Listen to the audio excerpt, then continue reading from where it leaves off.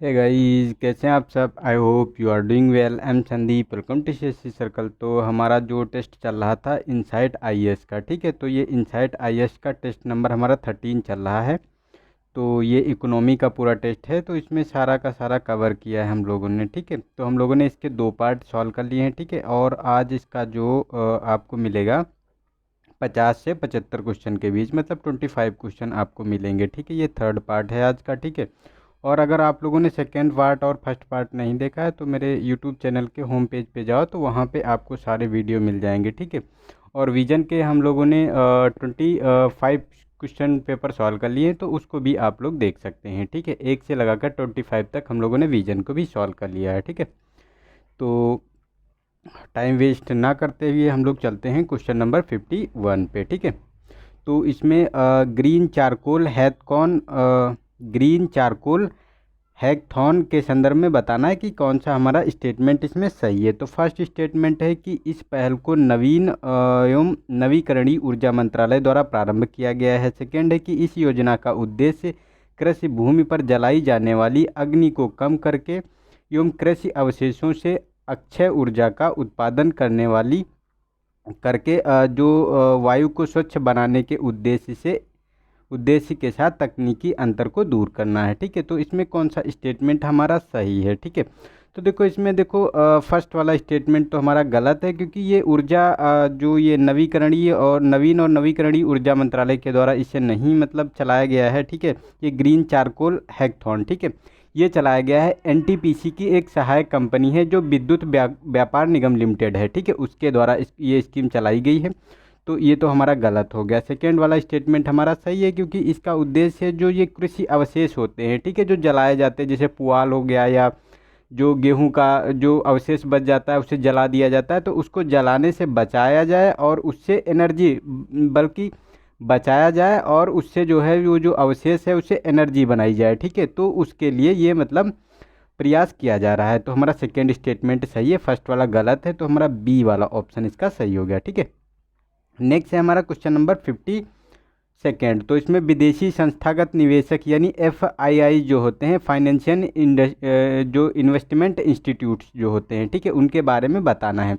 तो फर्स्ट है कि प्रत्येक विदेशी संस्थागत निवेशक अथवा विदेशी संस्थागत निवेशक के उप खाते को किसी भी कंपनी के इक्विटी का 10% तक निवेश करने की अनुमति दी गई है। और जो सभी FII और NRI और जो OCB द्वारा निवेश पर 50% समग्र सीमा के अधीन होते हैं ये, ठीक है। सेकेंड है कि भारत में विदेशी संस्थागत निवेशकों को भारतीय रिजर्व बैंक के द्वारा विनियमित किया जाता है। तो देखो इसमें ये भारतीय रिजर्व बैंक इसे नहीं मतलब रेगुलेट करती है, इसे रेगुलेट करने के लिए सेबी होती है, क्योंकि ये क्या होता है कि ज़्यादातर ये लोग मतलब शेयर मार्केट में इन्वेस्ट करते हैं FII के थ्रू, ठीक है। तो ये हमारा सेबी इसको कंट्रोल करती है। तो ये हमारा गलत हो गया। और फर्स्ट वाला स्टेटमेंट में भी गलत है, क्योंकि इसमें जो ये निवेशक होते हैं ये FII जो होते हैं और ये जो तुम्हारे विदेशी संस्थागत निवेशक जो होते हैं, इनके उप खाते को किसी भी कंपनी के इक्विटी जो यानी शेयर होते हैं उनका 10% तक निवेश करने की अनुमति दी जाती है। और जो FIIs और NRI होते हैं, ठीक है, और OBC के द्वारा जो ये निवेश किया जाता है ये 50% नहीं होता, ये आपका टोटल का ये समग्र आपको 24% देखने को मिलेगा, ठीक है। तो ये भी हमारा स्टेटमेंट गलत है। तो ये दोनों स्टेटमेंट गलत है, तो डी वाला ऑप्शन हमारा सही हो गया इसका, ठीक है। नेक्स्ट है हमारा क्वेश्चन नंबर 53। तो इसमें विश्व व्यापार संगठन एवं कृषि उपादान के संदर्भ में बताना है, मतलब जो WTO है और उसके अंतर्गत जो ये मतलब कृषि सब्सिडी होती है उसके बारे में हमको बताना है बेसिकली, ठीक है। तो फर्स्ट है कि जिन उपादानों से उत्पादन और व्यापार के विकृत होने का खतरा रहता है वे अंबर बॉक्स के अंतर्गत आते हैं, ठीक है। सेकेंड है ब्लू बॉक्स में उपादान पर खर्च करने के लिए विकसित और विकासशील देशों पर क्रमशः 5% और 10% की सीमा होती है।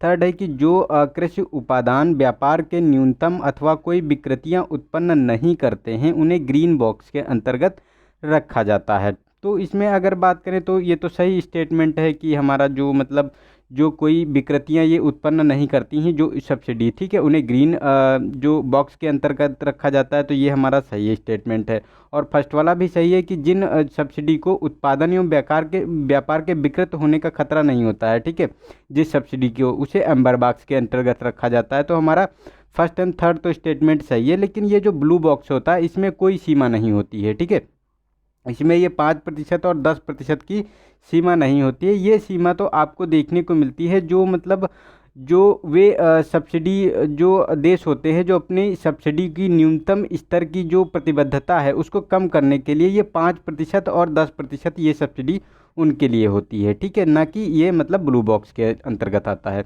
तो हमारा फर्स्ट एंड थर्ड स्टेटमेंट सही है, तो बी वाला ऑप्शन इसका सही हो गया, ठीक है। नेक्स्ट है हमारा 54th।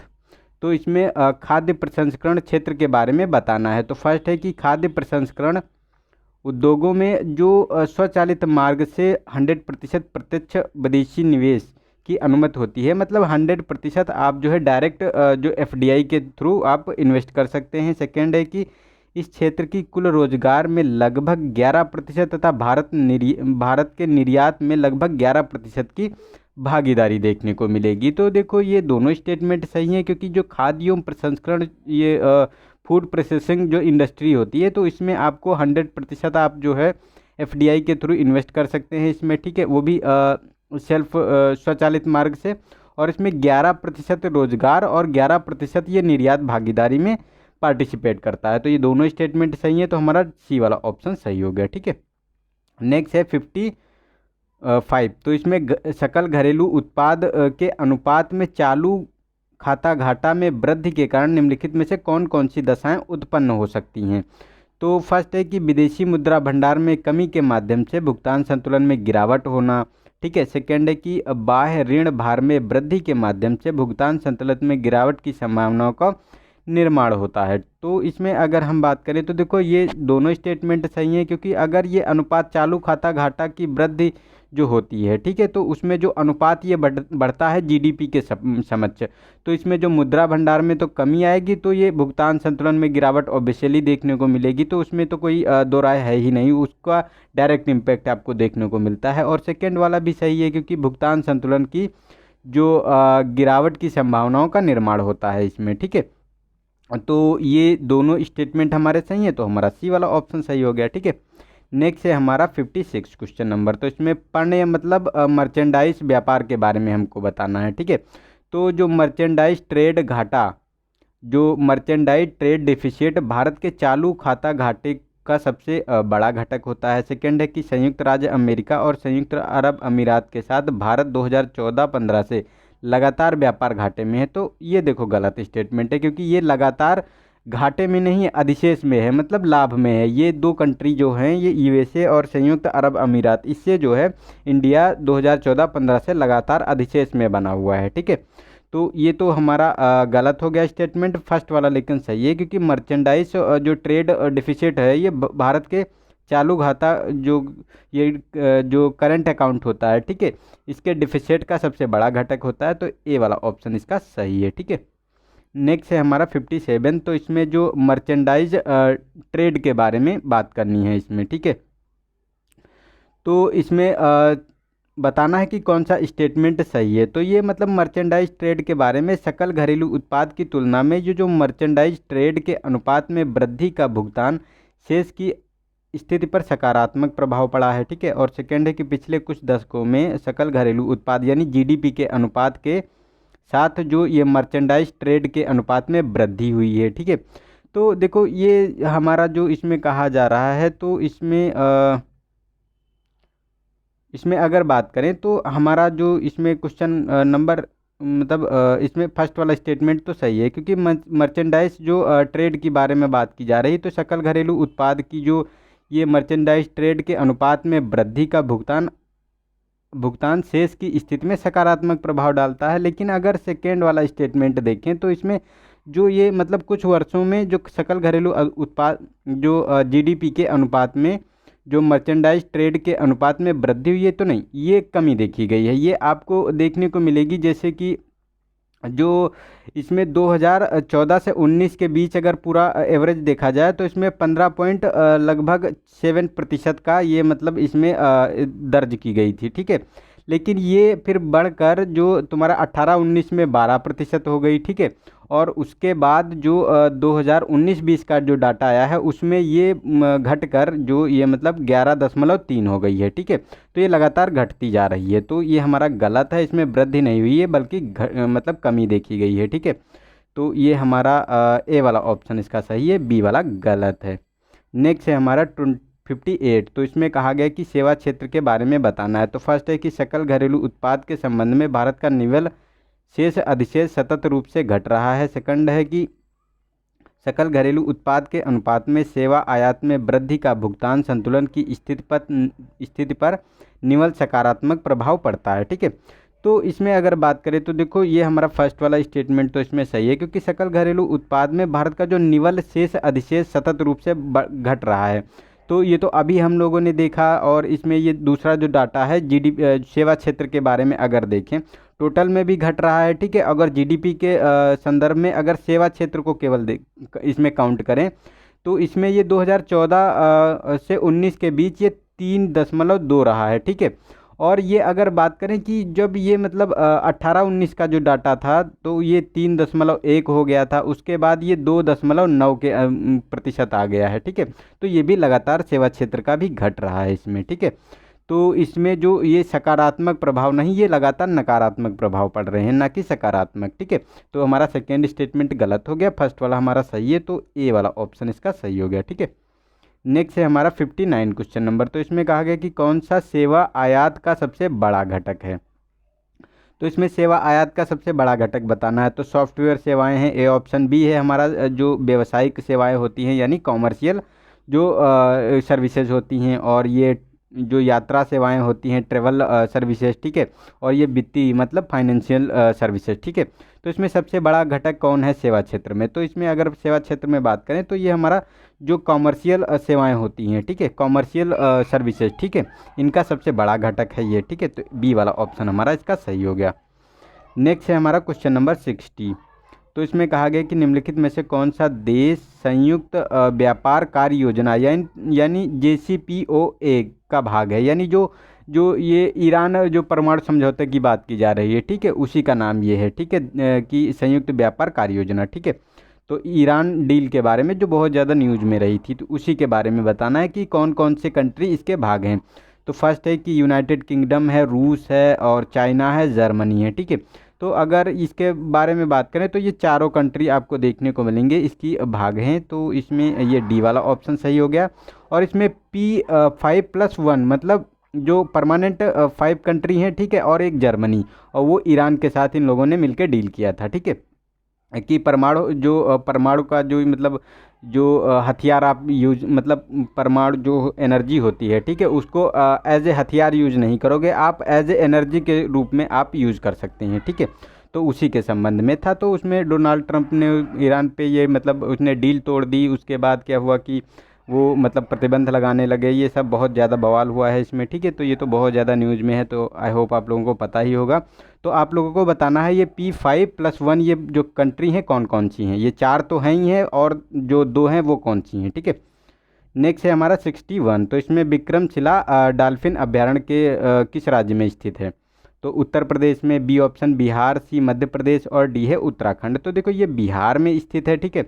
विक्रमशिला जो विश्वविद्यालय है वो तो सुना ही होगा, ठीक है। तो वहीं ये बिहार में भागलपुर में स्थित है। ये न्यूज़ में क्यों था, क्योंकि एक्चुअली अभी यहाँ पे एक मतलब बिहार के द्वारा एक जो प्रवासी पक्षी उत्सव मनाया गया है, ठीक है, क्योंकि यहाँ पे बहुत भारी मात्रा में काफ़ी मात्रा में जो प्रवासी पक्षी आते हैं, तो इसीलिए ये मनाया गया है और पहली बार मनाया गया है। तो ये बहुत ज़्यादा न्यूज़ में है, ठीक है, तो इसीलिए ये न्यूज़ में था। नेक्स्ट है हमारा 62। तो इसमें कहा गया कि international association on assurance supervisors यानी IAIS के बारे में हमको बताना है कि कौन सा स्टेटमेंट सही है। तो फर्स्ट है कि यह बीमा पर्यवेक्षकों और जो नियामकों का एक स्वैच्छिक सदस्यता संगठन है, और सेकेंड है कि भारतीय जीवन बीमा निगम इसका सदस्य। तो देखो भारतीय जीवन बीमा निगम का इसका अध्यक्ष इसी मतलब सदस्य हो ही नहीं सकता, क्योंकि एक्चुअली क्या होगा कि मतलब जो भी होगी कि वो एक रेगुलेटरी, क्योंकि इंटरनेशनल ऑर्गेनाइजेशन अगर है कहीं पे तो उसमें क्या देखने को मिलेगा कि जो इंडिया का जो रेगुलेटरी अथॉरिटी होगा वो इसका होगा। तो इरेडाई का नाम सुना होगा, ठीक है। भारतीय बीमा विनियामक एवं विकास प्राधिकरण है, ठीक है, वो इसका सदस्य है, ना कि भारतीय जीवन बीमा निगम। तो ये गलत है और फर्स्ट वाला स्टेटमेंट सही है, क्योंकि ये मतलब बीमा पर्यवेक्षकों और नियामकों का एक मतलब स्वैच्छिक संगठन है। तो ए वाला ऑप्शन सही है। और इसकी स्थापना की बात करें तो 1994 में इसकी स्थापना की गई थी और इसका जो हेड क्वार्टर है ये स्विट्ज़रलैंड में आपको देखने को मिलेगा, ठीक है। नेक्स्ट है 63। तो इसमें भारतीय वाणिज्य वस्तु निर्यात स्कीम के बारे में हमको बताना है कि कौन सा स्टेटमेंट सही है। तो फर्स्ट है कि भारत से वाणिज्य वस्तु निर्यात स्कीम यानी MEIS का उद्देश्य भारत में उत्पादित विनिर्मित माल और उत्पादों के निर्यात में आने वाली असंरचनात्मक अदक्षताओं को दूर करना और संबंध लागतों को कम करना है। मतलब इनका बेसिकली काम है कि जो निर्यात स्कीम है इसमें जो है निर्यात में जो भी अदक्षताएँ यानी कोई विसंगतियाँ आती हैं उनको दूर करना है और उनकी लागत को कम करना है। और सेकेंड है कि ये योजना गैर हस्तांतरणीय शुल्क स्क्रिप्ट से निर्यातकों को प्रोत्साहित करती है। तो नहीं, ये गैर हस्तांतरणीय नहीं है, ये हस्तांतरणीय है। हस्तांतरणीय मतलब होती है कि ट्रांसफर्स, इसमें कि मतलब कोई जैसे सीमा शुल्क है इससे मतलब दिया जा सकता है जो ये क्रेडिट शुल्क दिया जा रहा है, ठीक है। और कुछ केंद्रीय शुल्क जैसे होते हैं करों को अदा किया जा सकता है इससे, ठीक है। तो ये हमारा फर्स्ट वाला स्टेटमेंट सही है, सेकेंड वाला गलत है। तो ए वाला ऑप्शन इसका सही हो गया, ठीक है। नेक्स्ट है हमारा 64। तो इसमें कहा गया है कि निर्यात योजना के लिए व्यापार अवसंरचना के संदर्भ में बताना है कि कौन सा स्टेटमेंट हमारा सही है। तो फर्स्ट है कि इसका उद्देश्य राज्यों से निर्यात को बढ़ावा देने के लिए उपयुक्त अवसंरचना के निर्माण के लिए केंद्र और राज्य सरकार की एजेंसियों की सहायता करना है। और सेकेंड है कि राज्यों द्वारा इस योजना का लाभ सीमावर्ती हाटों को छोड़कर भूमि सीमा शुल्क स्टेशनों जैसे अवसंरचना स्थानों को अवसंरचना परियोजनाओं के लिए उठाया जा सकता है। तो देखो इसमें जो सीमावर्ती हाट हैं इनको छोड़ा नहीं गया, इनको भी इंक्लूड कर लिया गया है। इनके साथ साथ आपको देखने को मिलेंगे जो गुणवत्ता परीक्षण परीक्षण केंद्र होते हैं, कोल्ड स्टोरेज चैन होती है, व्यापार संवर्धन होते हैं, निर्यातक भंडारण होते हैं, तो आदि जैसे इन सबको इसमें शामिल कर लिया गया है, ठीक है। तो ये हमारा गलत हो गया स्टेटमेंट। और फर्स्ट वाला स्टेटमेंट की अगर हम बात करें तो ये हमारा सही है, क्योंकि इसका उद्देश्य ही है निर्यात को बढ़ावा देने के लिए जो इंफ्रास्ट्रक्चर है उसका निर्माण करना, उसमें केंद्र और राज्य सरकार की जो एजेंसियां हैं उनको सहायता करेंगे, ठीक है। तो हमारा ए वाला ऑप्शन इसका सही है। नेक्स्ट है हमारा क्वेश्चन नंबर 65। तो इसमें कहा गया है कि निम्नलिखित में से किस देश के साथ द्वितीय व्यापार एवं निवेश समझौता यानी BTIA करने के लिए भारत द्वारा समझौता वार्ता की जा रही है। तो United Kingdom A option, B है रूस, और सी है हमारा दक्षिण एवं पूर्व एशियाई देशों का संघ जो है, और यूरोपीय संघ। तो इसमें अगर बात करें तो ये यूरोपीय संघ के द्वारा की जा रही है, क्योंकि अभी इंडिया मतलब यूरोपीय और इंडिया समिट देखने को मिली थी, ठीक है, उसी में। क्योंकि ये व्यापार समझौता इसलिए किया जा रहा है ताकि और ज़्यादा उसको अच्छी तरीके से उसको सरल बनाया जा सके, ताकि और ज़्यादा हम लोग ट्रेड कर सके यूरोप के साथ। क्योंकि यूरोप क्या है कि इंडिया में सबसे बड़ा मतलब व्यापार का भी सबसे बड़ा भागीदार है और ये इन्वेस्टर भी बहुत बड़ा है, ठीक है। तो उसी के लिए वो जो नियम वगैरह हैं उनको और सरल बनाने के लिए ये सब किया जा रहा है, ठीक है। नेक्स्ट है हमारा क्वेश्चन नंबर 66। तो इसमें कृषि एवं संबद्ध क्षेत्रों के बारे में हमको बताना है। तो फर्स्ट है कि राष्ट्रीय आय में इसका योगदान 2014-15 के जो 2014-15 में था ये 18.2% था, ठीक है। और 2019-20 में 16.5% हो गया है। सेकेंड है हमारा कि सकल मूल्य वर्धन के सापेक्ष जो कृषि एवं संबद्ध क्षेत्र में जो हमारा सकल पूंजी निर्माण पिछले एक दशक में लगातार बढ़ रहा है। तो ये देखो जो बढ़ने की बात की जा रही, तो ये तो स्टेटमेंट हमारा वैसे भी गलत हो जाएगा, क्योंकि बढ़ने का तो सवाल ही नहीं है। क्योंकि इस समय तो ऐसी सिचुएशन चल रही है, तो कैसे मतलब लगातार, वो भी दशक की बात की जा रही, तो ये बढ़ नहीं रहा है, ये घट रहा है बेसिकली, ठीक है। क्योंकि ये पहला देखो स्टेटमेंट हमारा सही है, क्योंकि इसमें 18% था 2014-15 में, अब ये 16% रह गया है। तो ये मतलब सकल पूंजी निर्माण भी घटेगा, ऑब्वियसली बात है। तो ये मतलब देखा गया था 2012-13 में ये 16% था, ठीक है, 16.5% था। लेकिन ये घट कर 2017-18 में 15.2 हो गया है, ठीक है। तो ये आप लोगों को याद रखना है। तो हमारा ये लगातार घट रहा है, तो ए वाला ऑप्शन सही है, हमारा बी वाला गलत है। ठीक है, नेक्स्ट है हमारा 67। तो इसमें कृषि व्यापार के बारे में हमको बताना है कि कौन सा स्टेटमेंट सही है। तो फर्स्ट है कि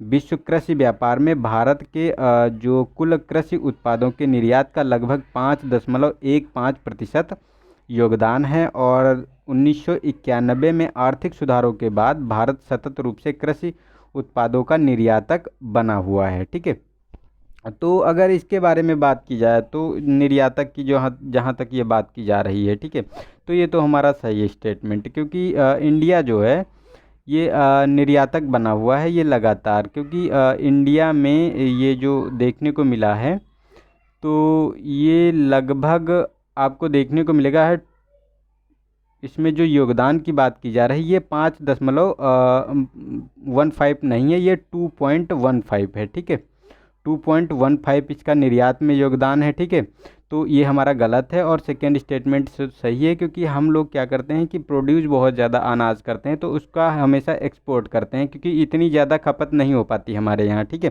तो लगातार एक्सपोर्टर बना हुआ है, तो हमारा बी वाला ऑप्शन सही है इसका। ठीक है, नेक्स्ट है 68। तो इसमें कहा गया है कि किसके द्वारा औद्योगिक उत्पादन सूचकांक यानी आईआईपी की गणना एवं प्रकाशन किया जाता है। तो फर्स्ट ये ऑप्शन है हमारा कि केंद्रीय सांख्यिकी संगठन, सेकेंड बी है कि आर्थिक सलाहकार कार्यालय द्वारा, सी है कि राष्ट्रीय प्रतिदर्श सर्वेक्षण कार्यालय द्वारा, और नीति आयोग द्वारा। तो इसमें देखो कुछ सोचना ही नहीं है, ये केंद्रीय जो CSO होता है, ठीक है, सेंट्रल स्टैटिक ऑफिस, ठीक है, उसी के द्वारा किया जाता है इसकी गणना। ठीक है, तो ये हमारा ए वाला ऑप्शन सही हो गया। नेक्स्ट है हमारा क्वेश्चन नंबर 69। तो इसमें दिव्यांग अधिकार अधिनियम 2016 के संबंध में हमको बताना है कि कौन सा स्टेटमेंट सही है। फर्स्ट है कि विकलांग व्यक्तियों के अधिकारों पर संयुक्त राष्ट्र अभिसमय के दायित्वों को पूरा करता है, और सेकंड है कि विकलांगता के प्रकार 7 तक बढ़ा दिए गए हैं, और केंद्र सरकार को विकलांगता के अधिकार प्रकारों को शामिल करने की शक्ति प्राप्त है, और थर्ड है कि बेंचमार्क अपंगता वाले व्यक्तियों को उनके लोगों के रूप में परिभाषित किया गया है जो न्यूनतम 40% की विकलांगता का शिकार हैं। ठीक है, तो देखो इसको तो ऐड किया गया है, जो ये 40% की न्यूनतम अपंगता है उसको शामिल कर लिया गया है, और ये फर्स्ट वाला स्टेटमेंट भी सही है, क्योंकि ये जो संयुक्त राष्ट्र अभिसमय है, ठीक है, इसके दायित्वों को पूरा करता है। ठीक है, ये जो एक्ट बनाया गया है, और इंडिया जो है इस कन्वेंशन का जो ये संयुक्त राष्ट्र अभिसमय है, ठीक है, जो विकलांगता वाली, इसका सदस्य भी है। तो ये तो दोनों स्टेटमेंट सही हैं, लेकिन ये सेकेंड वाला स्टेटमेंट गलत है, क्योंकि 7 से ये 21% का 21 मतलब 7 से 21 तक ये विकलांगता बढ़ा दी गई है। ठीक है, तो ये हमारा गलत हो गया। तो हमारा एक और 3 स्टेटमेंट सही है, तो सी वाला ऑप्शन इसका सही है। ठीक है, नेक्स्ट है 70 क्वेश्चन नंबर। तो इसमें कहा गया है कि निम्नलिखित किस स्थानों पर एरेसिबो टेलीस्कोप स्थित है। तो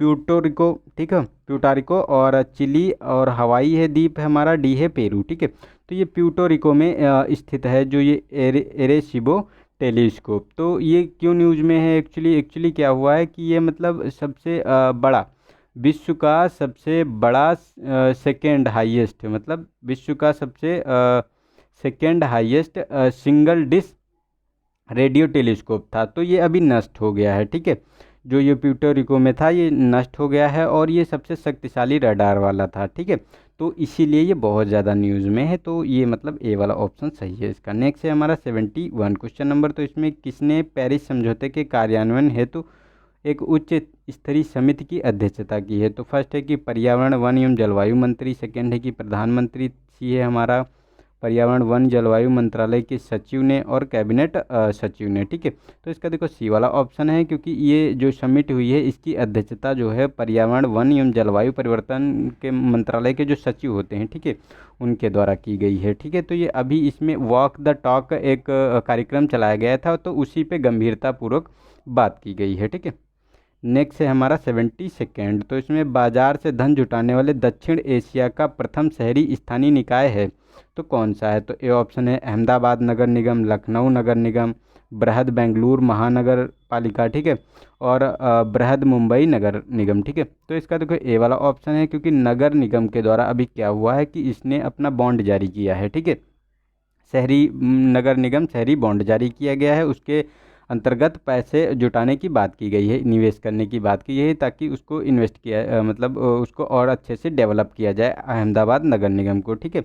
तो उसी के लिए ये मतलब न्यूज़ में था, क्योंकि ये पहला है एशिया का, तो इसीलिए ये बहुत ज़्यादा न्यूज़ में है, ठीक है।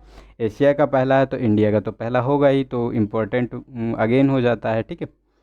नेक्स्ट है हमारा 73rd। तो इसमें कहा गया कि स्टार्टअप इंडिया के संदर्भ में बताना है कि कौन सा स्टेटमेंट सही है। तो फर्स्ट है कि भारत में मान्यता प्राप्त स्टार्टअप के राज्यवार वितरण के मामले में कर्नाटक शीर्ष प्रदर्शन करता है, ठीक है। सेकेंड है कि मान्यता प्राप्त स्टार्टअप के उद्योगवार वितरण के अनुसार सूचना प्रौद्योगिकी सेवाओं की लगभग 14% भागीदारी है, जिसके पश्चात स्वास्थ्य देखभाल एवं जीवन विज्ञान का स्थान है, ठीक है। तो इसमें बात करें तो देखो फर्स्ट वाला गलत है, क्योंकि इस फर्स्ट पोजीशन पर अगर बात करें तो ये महाराष्ट्र है, ठीक है। फर्स्ट पोजीशन पर महाराष्ट्र है, सेकेंड पे कर्नाटका है, उसके बाद दिल्ली है, ठीक है। तो ये हमारा गलत हो गया। और सेकेंड स्टेटमेंट जो हमारा है, ठीक है, तो ये तो हमारा सही है, क्योंकि जो इसमें कहा गया है कि स्टार्टअप ये जो उद्योगवार विवरण के अनुसार सूचना प्रौद्योगिकी सेवा की लगभग जो 14% की भागीदारी है, और जिसके पश्चात स्वास्थ्य देखभाल एवं जीवन विज्ञान का स्थान है इसमें, ठीक है। तो ये हमारा सेकेंड स्टेटमेंट सही है, तो बी वाला ऑप्शन इसका सही हो गया, ठीक है। नेक्स्ट है 74। तो इसमें कहा गया कि कपड़ा एवं वस्त्र उद्योग के संबंध में बताना है कि कौन सा स्टेटमेंट सही है। तो फर्स्ट है कि 2018-19 में भारत के कुल निर्यात में कपड़ा और वस्त्र उद्योग की भागीदारी 12% थी, ठीक है। सेकेंड है कि यह क्षेत्र कृषि के पश्चात सबसे बड़ा नियोजक, और यह सीधे तौर पर 4.5 करोड़ लोगों को और संबद्ध क्षेत्रों में 6 करोड़ लोगों को रोजगार देता है। तो ये दोनों स्टेटमेंट सही हैं, क्योंकि ये कृषि के बाद सेकेंड सबसे बड़ा है, ठीक है, और ये मतलब 12% की भागीदारी देता है निर्यात में। तो ये हमारे दोनों स्टेटमेंट सही हैं, तो हमारा सी वाला ऑप्शन सही हो गया। नेक्स्ट है हमारा 75 क्वेश्चन नंबर। तो इसमें कहा गया कि राष्ट्रीय अवसंरचना रूपरेखा 2020 से 2025 के संदर्भ में बताना है। तो राष्ट्रीय अवसंरचना रूपरेखा ने भारत में वित्त वर्ष 2020 से 2025 की अवधि के दौरान 1 लाख रुपए की कुल बुनियादी ढांचे के निवेश का अनुमान लगाया गया है। सेकेंड है कि राष्ट्रीय अवसंरचना रूपरेखा के अनुसार केंद्र सरकार और राज्य सरकारों को परियोजना के वित्त पोषण में 50% की जो समान भागीदारी की संभावना है। और थर्ड है कि उक्त अवधि के दौरान अनुमानित पूंजीगत व्यय में ऊर्जा और सड़क क्षेत्र का सबसे बड़ा भाग है। तो देखो ये तो सही स्टेटमेंट है हमारा थर्ड वाला, क्योंकि ऊर्जा और सड़क का इसमें सबसे बड़ा योगदान है, ठीक है। जो नेशनल इंफ्रास्ट्रक्चर जो ये प्रारूप है, ठीक है, इसमें, ठीक है। लेकिन इसमें जो ये इसमें बात की जा रही है जो सेंटर और जो स्टेट का शेयर की बात की जा रही है, तो इसमें 50-50 की नहीं होगी, 39-39% की भागीदारी स्टेट एंड सेंटर की होगी, और 22% की भागीदारी होगी जो प्राइवेट इन्वेस्टर होगा, ठीक है। तो उसकी भागीदारी ये 22% की होगी। तो ये हमारा गलत हो गया सेकेंड स्टेटमेंट, और फर्स्ट वाला भी गलत है, क्योंकि इसमें 1 लाख करोड़ नहीं 102 लाख करोड़ इन्वेस्ट करने की बात की गई है, ठीक है। तो हमारा थर्ड स्टेटमेंट केवल इसमें सही है, तो हमारा सी वाला ऑप्शन सही हो गया। तो आज का यहीं हम लोग समाप्त करते हैं। अगला जो है कल आपको मिलेगा इसका वीडियो, ठीक है। और मई मंथ का आप लोगों को करंट अफेयर बहुत जल्द मिलेगा, पूरे फुल मंथ का मैं उसी पे काम कर रहा हूँ, ठीक है। तो फुल मंथ का आप लोगों को मई मंथ का करंट अफेयर मिलेगा, फिर उसको आप लोग एंजॉय करना और बताना कि और भी वीडियो चाहिए पिछले जो मंथ के हैं करंट अफेयर के, ठीक है। तो उसी के बेस पे हम लोग काम करेंगे, ठीक है आगे। तो और एक और हमारा लॉन्च होने वाला है एक मतलब आर्ट एंड कल्चर मैं सोच रहा हूँ पढ़ाने के लिए, ठीक है। तो उसको भी पढ़ाना है, देखो उसी पे काम, उन दोनों पे मैं करंट अफेयर पे और उस पे काम कर रहा हूँ थोड़ा सा, ठीक है, ताकि जो अच्छे अच्छे क्वेश्चन सेलेक्ट करके मैं आप लोगों को बता पाऊँ, ताकि वो डायरेक्टली आपके जो क्वेश्चन पेपर में आपको देखने को मिले वहाँ पे, ठीक है। तो आई होप आप आज के लिए इतना ही। अगर वीडियो अच्छा लगा है तो इसको लाइक कर दीजिए थोड़ा सा, ठीक है, और अपने दोस्तों को भी यार शेयर कर दीजिए यार, शर्माए मत कीजिए यार, लाइक करने में क्या जाता है, 1 सेकेंड में तो लाइक हो जाता है। आप लोग इतना सोचते हैं लाइक करने के लिए यार, अरे ठोको ठोको यार, लाइक ठोक दिया करो, ठीक है। चलो कोई नहीं, मिलते हैं नेक्स्ट वीडियो में, तब तक के लिए जय हिंद।